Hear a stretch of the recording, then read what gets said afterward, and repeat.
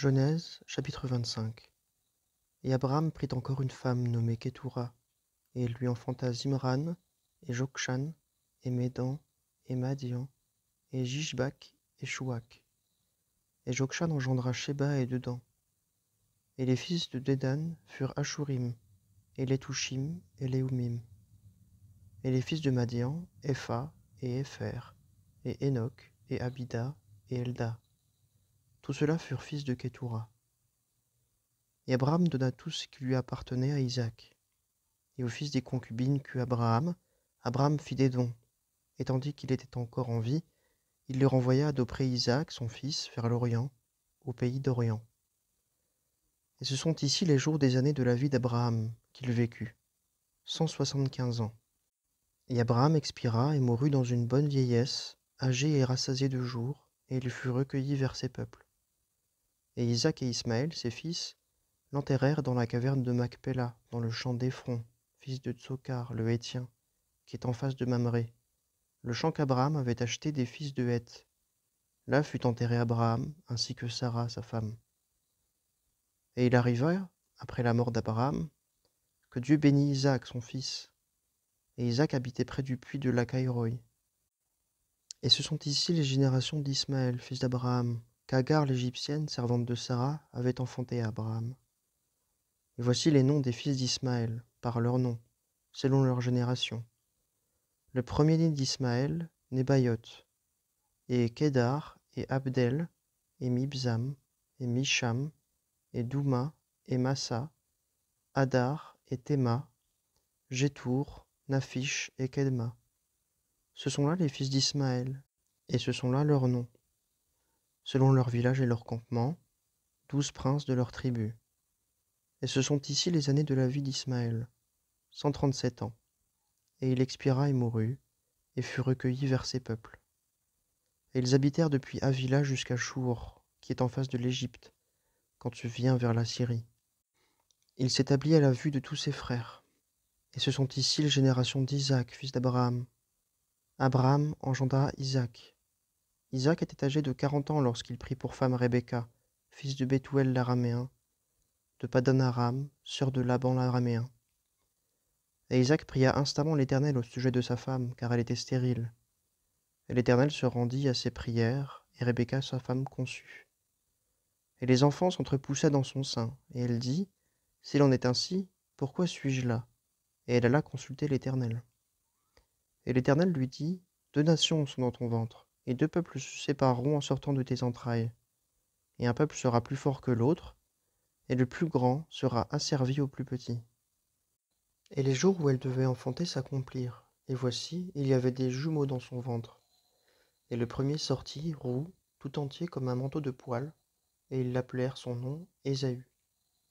Et ensuite sortit son frère, et sa main tenait le talon d'Ésaü, et on appela son nom Jacob. Et Isaac était âgé de 60 ans quand ils naquirent. Et les enfants grandirent, et Ésaü était un homme habile à la chasse, un homme des champs, et Jacob était un homme simple qui habitait les tentes. Isaac aimait Ésaü, car le gibier était sa viande, mais Rebecca aimait Jacob. Jacob cuisait un potage, et Ésaü arriva des champs, et il était las. Et Ésaü dit à Jacob, « Laisse-moi, je te prie, avaler du roux, de ce roux-là, car je suis las. » C'est pourquoi on appela son nom Édom. Et Jacob dit, « Vends-moi aujourd'hui ton droit d'aînesse. » Et Ésaü dit, « Voici, je m'en vais mourir. Et de quoi me sert le droit d'aînesse ?» Et Jacob dit, « Jure-moi aujourd'hui. » Et il jura, et vendit son droit d'aînesse à Jacob. Et Jacob donna à Ésaü du pain et du potage de lentilles. Et il mangea et but, et se leva, et s'en alla. Et Ésaü méprisa son droit d'aînesse. Évangile selon Matthieu, chapitre 24. Et Jésus sortit et s'en alla du temple, et ses disciples s'approchèrent pour lui montrer les bâtiments du temple. Et lui, répondant, leur dit, « Ne voyez-vous pas toutes ces choses? En vérité, je vous dis, il ne sera point laissé ici pierre sur pierre qui ne soit jetée à bas. » Et comme il était assis sur la montagne des Oliviers, les disciples vinrent à lui en particulier, disant, « Dis-nous quand ces choses auront lieu, et quel sera le signe de ta venue et de la consommation du siècle. » Et Jésus répondant leur dit, « Prenez garde que personne ne vous séduise. plusieurs viendront en mon nom, disant, Moi, je suis le Christ, et ils en séduiront plusieurs. Et vous entendrez parler de guerre et de bruit de guerre. Prenez garde que vous ne soyez pas troublés, car il faut que tout arrive, mais la fin n'est pas encore. Car nation s'élèvera contre nation, et royaume contre royaume, et il y aura des famines et des pestes et des tremblements de terre en divers lieux. Mais toutes ces choses sont un commencement de douleur. Alors ils vous livreront pour être affligés, et ils vous feront mourir, et vous serez haïs de toutes les nations à cause de mon nom. Et alors plusieurs seront scandalisés, et se livreront l'un à l'autre, et se haïront l'un l'autre. Et plusieurs faux prophètes s'élèveront et en séduiront plusieurs. Et parce que l'iniquité prévaudra, l'amour de plusieurs sera refroidi. Mais celui qui persévérera jusqu'à la fin, celui-là sera sauvé. Et cet évangile du royaume sera prêché dans la terre habitée tout entière, en témoignage à toutes les nations. Et alors viendra la fin. Quand donc vous verrez l'abomination de la désolation, dont il était parlé par Daniel le prophète, établie dans le lieu saint, que celui qui l'y comprenne, alors que ceux qui sont en Judée s'enfuient dans les montagnes, que celui qui est sur le toit ne descende pas pour emporter ses affaires hors de la maison, et que celui qui est au champ ne retourne pas en arrière pour emporter son vêtement. Mais malheur à celles qui sont enceintes et à celles qui allaitent en ces jours-là. Et priez que votre fuite n'ait pas lieu en hiver, ni un jour de Shabbat. Car alors il y aura une grande tribulation, telle qu'il n'y en a point eu depuis le commencement du monde jusqu'à maintenant, et qu'il n'y en aura jamais. Et si ces jours-là n'eussent été abrégés, nulle chair n'eût été sauvée. Mais à cause des élus, ces jours-là seront abrégés. Alors si quelqu'un vous dit « Voici, le Christ est ici » ou « Il est là », ne le croyez pas, car il s'élèvera de faux Christ et de faux prophètes, et ils montreront de grands signes et des prodiges de manière à séduire, si possible, même les élus. Voici, je vous l'ai dit à l'avance. Si donc on vous dit « Voici, il est au désert », ne sortez pas. Voici, il est dans les chambres intérieures, ne le croyez pas. Car comme l'éclair sort de l'Orient et apparaît jusqu'à l'Occident, ainsi sera la venue du Fils de l'homme.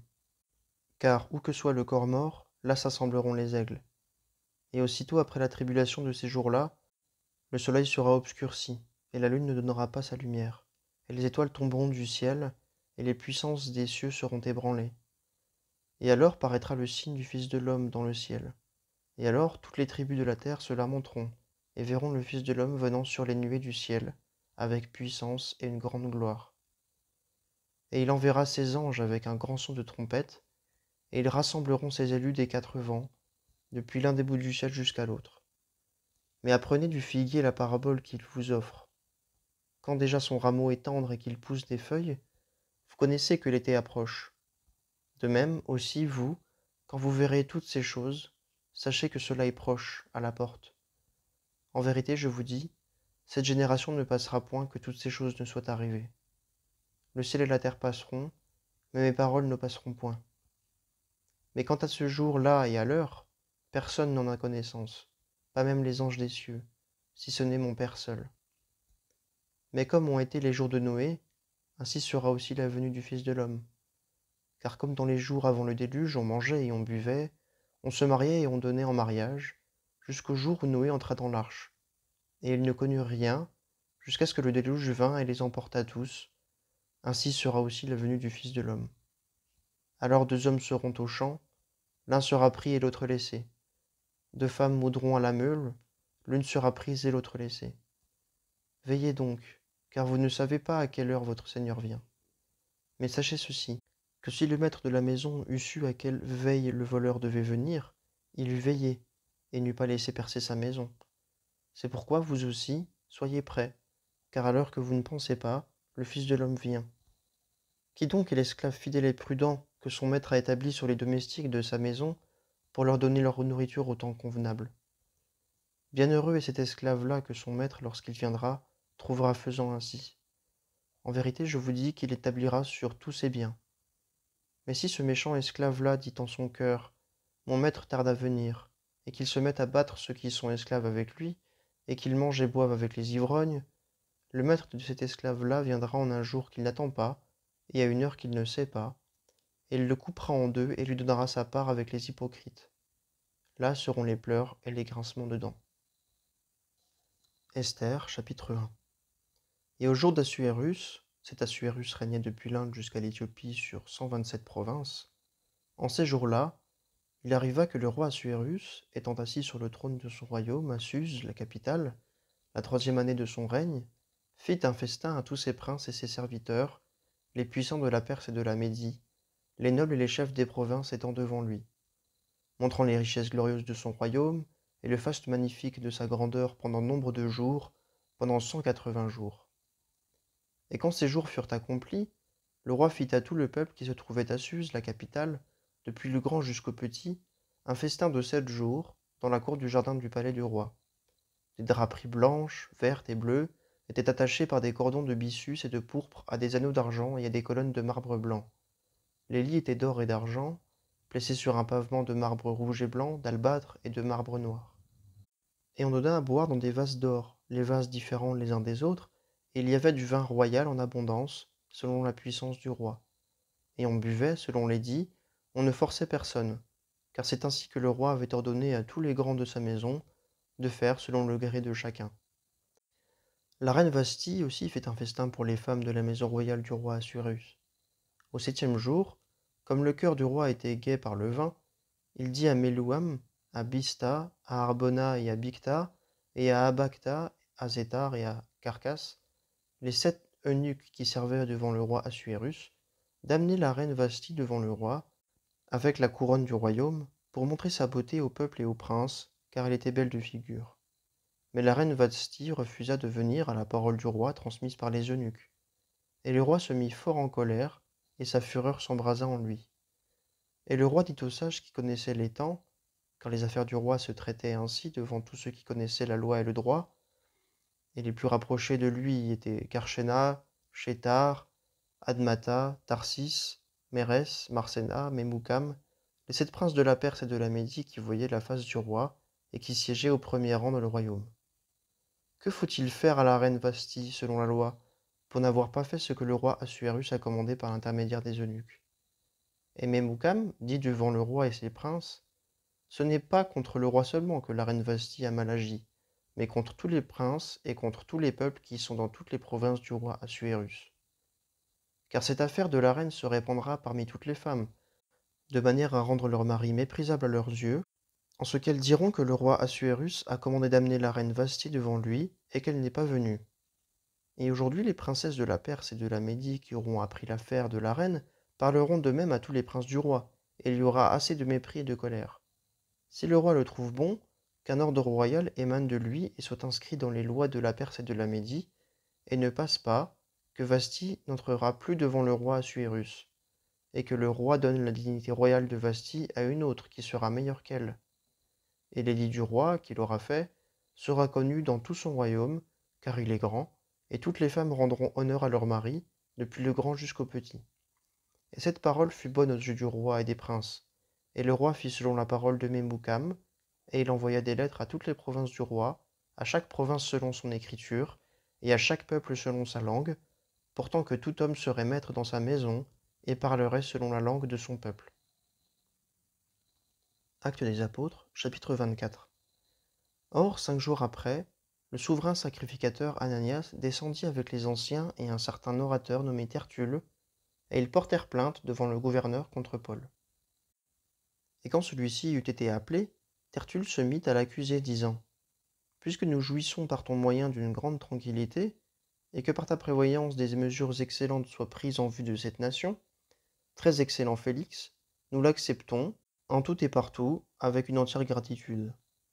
Mais afin de ne pas t'arrêter davantage, je te prie de nous entendre brièvement selon ta clémence, car nous avons trouvé que cet homme est une peste, et qu'il excite les séditions parmi tous les Juifs dans toute la terre habitée, et qu'il est un meneur de la secte des Nazaréens. Il a même tenté de profaner le temple. Aussi l'avons-nous saisi, et nous avons voulu le juger selon notre loi.